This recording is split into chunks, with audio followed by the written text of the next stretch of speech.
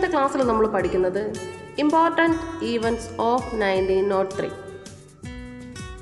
1. SNDP സ്ഥാപിതമായ വർഷം.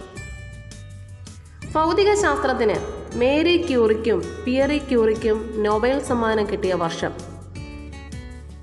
Barrister GP Pillai അന്തരിച്ച വർഷം. റൈറ്റ് സഹോദരന്മാർ വിമാനം കണ്ടുപിടിച്ച വർഷം. SNDP യോഗത്തിൻ്റെ ആജീവനാന്ത അധ്യക്ഷനായിട്ട് ശ്രീനാരായണ ഗുരുവിനെ തിരഞ്ഞെടുത്ത വർഷം. ഇതെല്ലാം 1903.